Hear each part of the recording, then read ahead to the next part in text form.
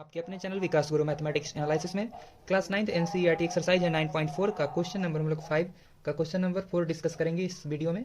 और भी इसका एक पार्ट फर्स्ट है, वो जरूर आप देखिएगा ताकि आप लोग को इस क्वेश्चन को समझने में कहीं भी कोई कठिनाइयाँ उत्पन्न नहीं होगी। तो चलिए बात करते हैं हम लोग इस क्वेश्चन में हमें प्रूफ क्या करना है कि एरिया ऑफ ट्रायंगल BFE। तो आप ढूंढिए इस फिगर में BFE मतलब हमें ये ट्रायंगल का, जिस ट्रायंगल को हम लोग कलर कर रहे हैं, इस ट्रायंगल का एरिया जो है वह AFD। तो बनाने के लिए हम लोग को सबसे पहले कंस्ट्रक्शन करना होगा, इसको इससे ज्वाइन कराना होगा। ये ट्रायंगल के एरिया के इक्वल है, यह बात हमें प्रूफ करके दिखा देना है, दे देना है। तो काफ़ी इजी होगा ये क्वेश्चन बनाना, आप लोग वीडियो में बने रहें। चलिए एक चीज़ हम देख पा रहे हैं, यह एक इक्विलेटरल ट्रायंगल है, ये इक्विलेटरल ट्रायंगल है, इसका ऑल साइड इक्वल है, और ये भी एक इक्विलेटरल ट्रायंगल, ये क्वेश्चन में गिवन है। और जैसा कि हम जानते हैं इक्विलेटरल ट्रायंगल का ऑल एंगल 60 डिग्री का होता है, ये 60 तो ये भी अपना हो जाएगा 60, ये बात हमें गिवन है। बहुत ही बेहतरीन चीज़ सॉल्यूशन के तौर पे हमें पता है, जिसको सॉल्व करने में हम लोग को अहम भूमिका जो निभाने वाला चीज़ है वो है ये कि एंगल, यहाँ पर हम बोल सकते हैं कि एंगल AB, इस एंगल का कुछ नाम आप लोग ले सकते हो। चलिए हम लोग नाम इसका दे देते हैं स्मॉल b, इसे मान लेते हैं हम लोग स्मॉल b, इस एंगल को मान लेते हैं हम लोग स्मॉल d। तो बोल सकते हैं angle small b is equal to angle small d के। यह बात कहाँ से लाया? तो यह एक इक्विलेटरल ट्रायंगल है, तो बोल सकते हैं angles of equilateral triangle, equilateral triangle, equilateral triangles के एंगल ऑफ इक्विलेटरल ट्रायंगल्स जो होते हैं ईच एंगल 60 डिग्री के होते हैं। तो उस बात से हमने ये बात लिखा। अब एक बात आप देख पाओगे, ये एंगल के इक्वल है। थोड़ा सा आप बुद्धि और विवेक का इस्तेमाल करोगे, दो लाइन ऐसे जा रहा है जो कि ये दिख रहा है पैरेलल, और इसको कोई एक लाइन इंटरसेक्ट कर रहा है, हिंदी बोलते छेदक रेखा, और इंग्लिश में ट्रांसवर्सल लाइन जा रहा है। तो ये एंगल के इक्वल तभी हो सकता है जब इंटीरियर एंगल होता है। ये कैसा एंगल होता है? तो अल्टरनेट इंटीरियर एंगल होता है, तभी संभव है ये बात। दैट मीन्स यह लाइन इस लाइन के पैरेलल हो सकता है इस बात से। तो यह बात भी हम बोलेंगे, बोल सकते हैं क्या चीज? Also they are alternate interior angles. Also इस बात को बोल सकते हैं कि अल्टरनेट इंटीरियर एंगल है। सो हम बोल पाएंगे इस बात से कि AB लाइन जो होगा वह पैरेलल लाइन होगा, किसके? ED लाइन के पैरेलल होगा। वो सिंपल सा बात है। तो हम लोग थोड़ा और बुद्धि और विवेक का इस्तेमाल करेंगे तो फिर से एक पहलू तक पहुंचेंगे, और वो पहलू हम आपको दिखा रहे हैं इस ब्लैक मार्कर के माध्यम से। BE एक बेस है, ध्यान समझिएगा, BE एक बेस है।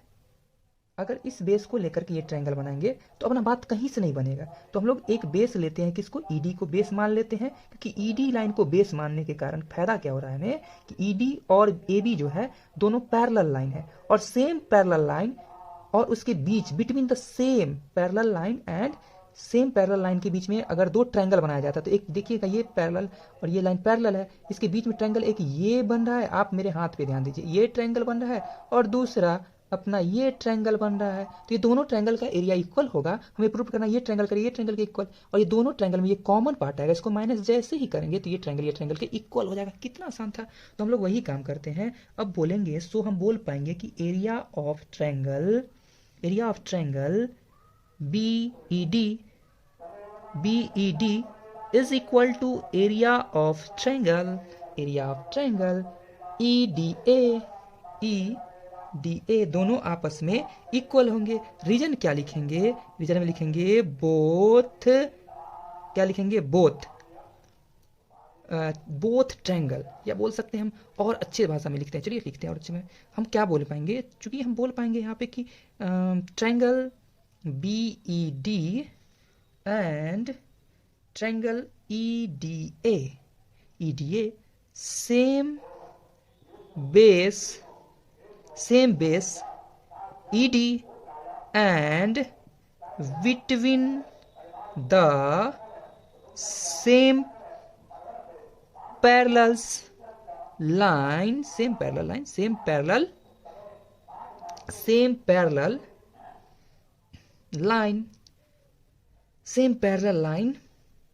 इस सेम पैरेलल लाइन कौन है? AB एंड ED दोनों सेम पैरेलल लाइन के बीच में है।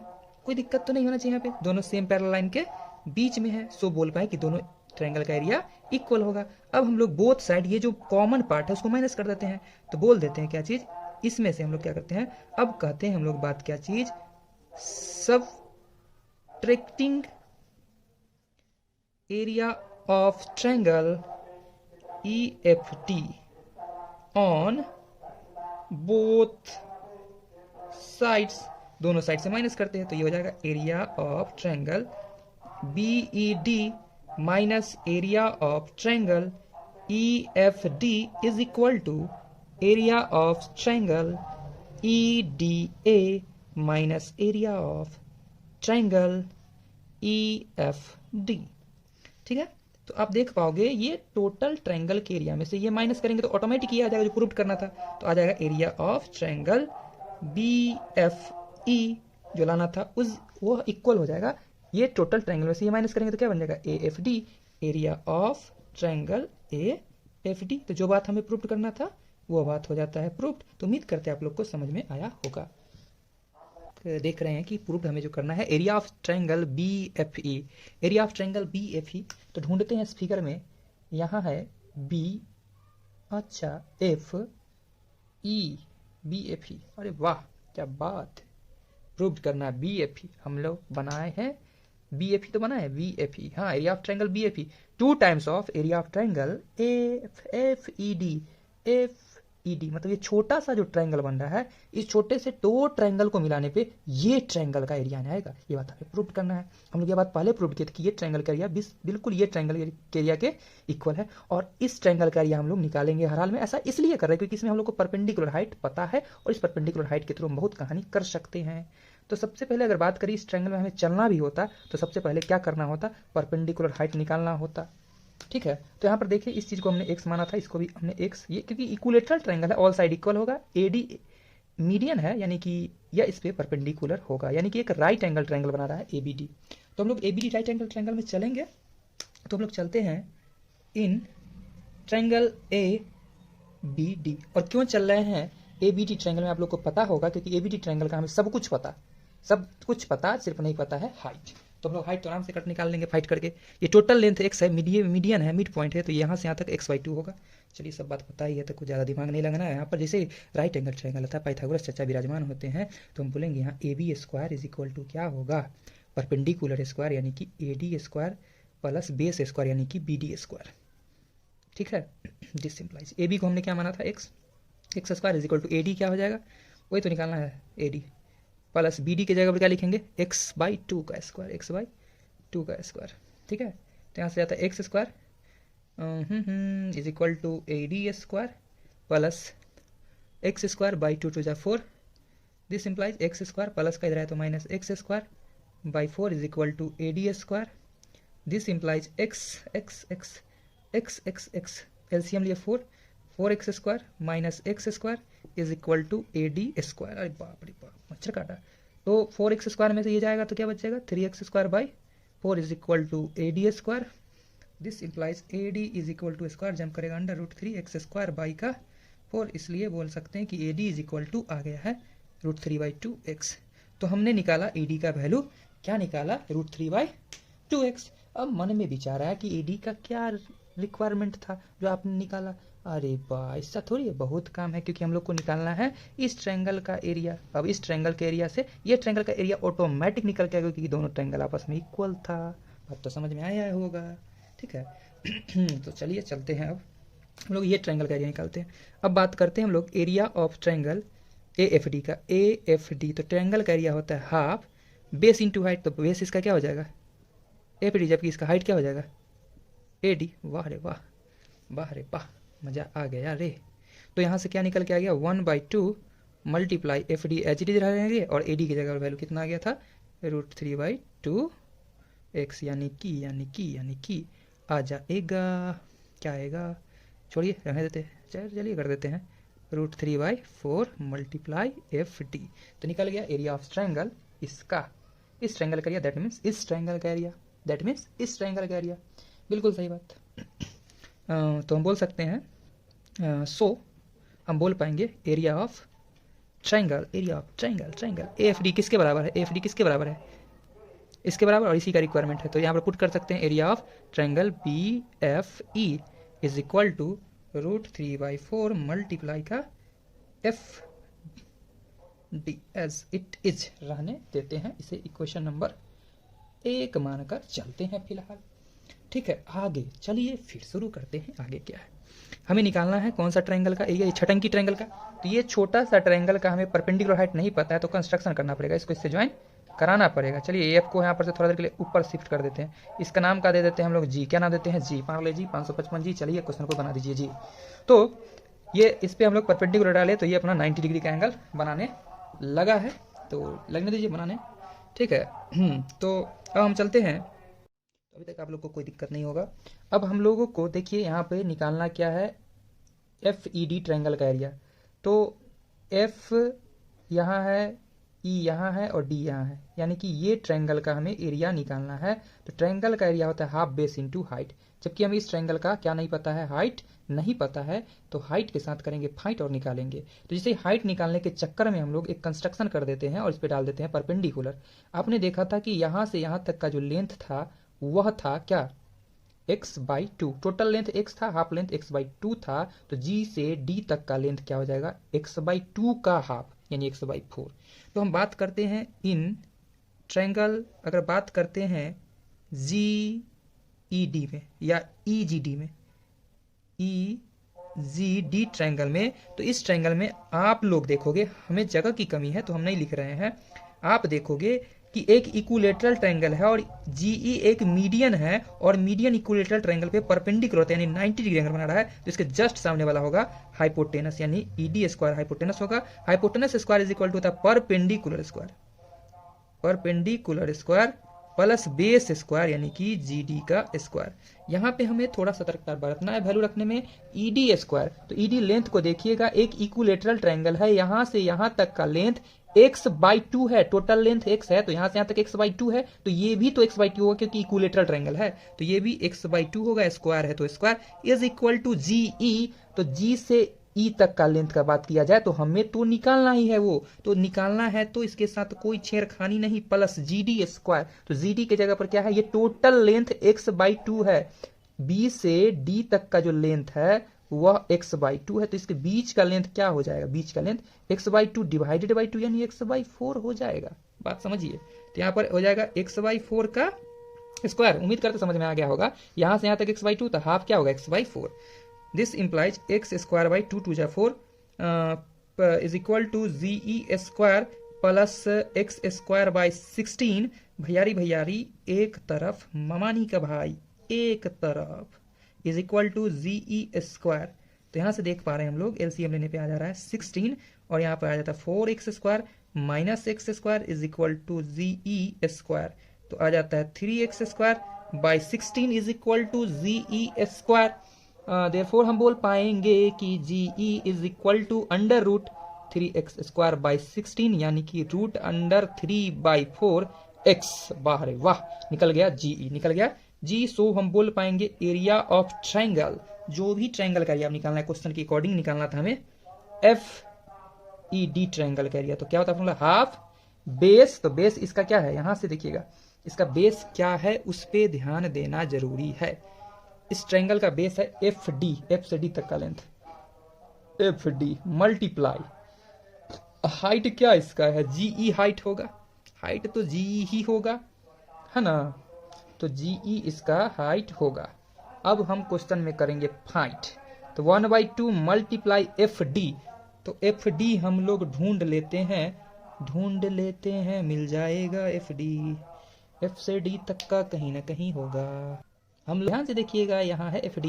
अब देखिए रूट 3/4 दिख रहा है, तो पहले हम GE का वैल्यू पहले पुट कर ले तो मजा आएगा। G इज इक्वल टू है root 3/4x, root 3/4 x multiply है FD, तो रूट 3/4 और FD के जगह पुट किया जा सकता है क्या, तो एरिया ऑफ ट्रायंगल BFE। तो हम लोग यहाँ पर पुट कर पाएंगे ना, एरिया ऑफ ट्रायंगल BFE।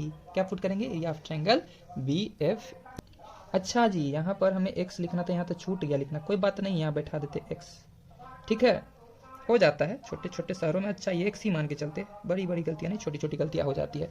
तो root 3/4 x FD, root 3/4 x FD है, और यहाँ पे पुट किया जा सकता है क्या, तो यहाँ पर हम लोग के पास जगह है ये है, तो क्या दिक्कत है।